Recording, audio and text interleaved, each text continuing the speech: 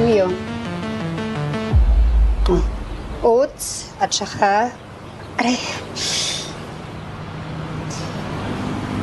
Huwag muna magkape, ha? Sabi ng doktor, bawal daw sa atin, naka-painkillers pa tayo. Kumain ka na para makainom tayo ng gamot.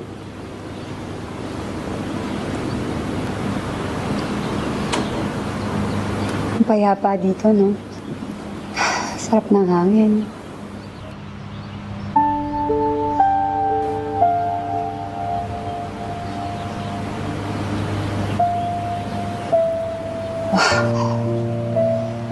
Kung nag-aalala ka, huwag ka na mag-alala dahil marami naman tayong mga security. Hindi na sila makakalapit sa atin.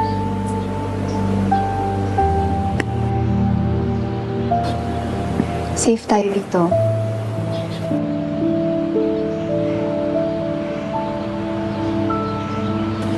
Stanley, may problema ba?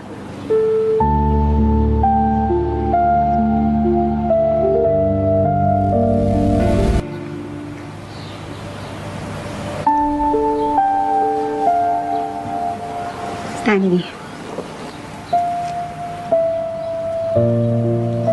Anong bang problema? Ha?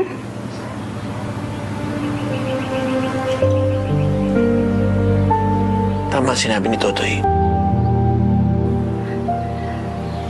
Alam mo, Stanley, you're not thinking straight. Dahil yan sa mga gamot natin. Maraming galit. Sumakang demonyo ang tinulad ni ate. Makasama na gawa niyo sa pamilya ni Baldo, kay Totoy, sa maraming tao. Anong ibig mo sabihin? Tingin ko, handa na akong pagbayaran. Makasama na gawa ko na sa mga ibang tao. At tanggap ko ng kapalaran ko. Kailangan pagbayaran sa batas.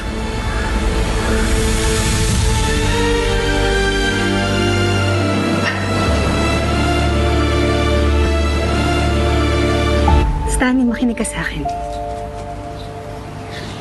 Please.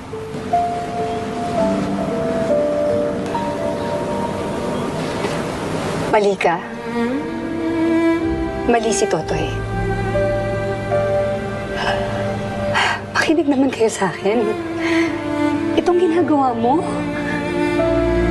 yung pagkampi sa amin, ni na Totoy, yung ngayon na kinakalaban mo mga Castillo, higit sa lahat ang kapatid ng demonyo na siyang nagkurakot at naglagay ng kasamaan dyan sa ulo mo, sa puso mo, sa pagkatao mo. Yan yung kabutihan. Pinagbabayaran mo na ngayon ng kabutihan ang lahat ng mga kasalanan at kasamaan mo. Naintindihan mo ba yun?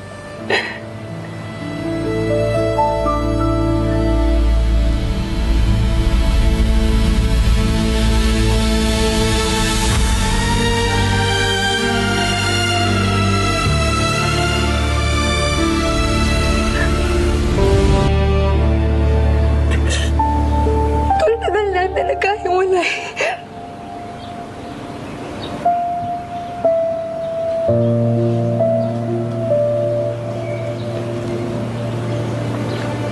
Hindi na ako papayag.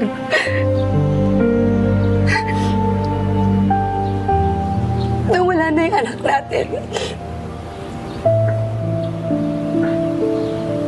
Hindi ka na mawawala ulit.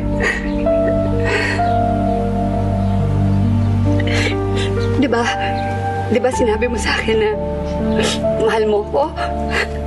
Pero hindi na tayo magkakahiwalay, di ba? Bas ito ang batas ko. At dapat mo sundin. Naiintindihan mo ba yun?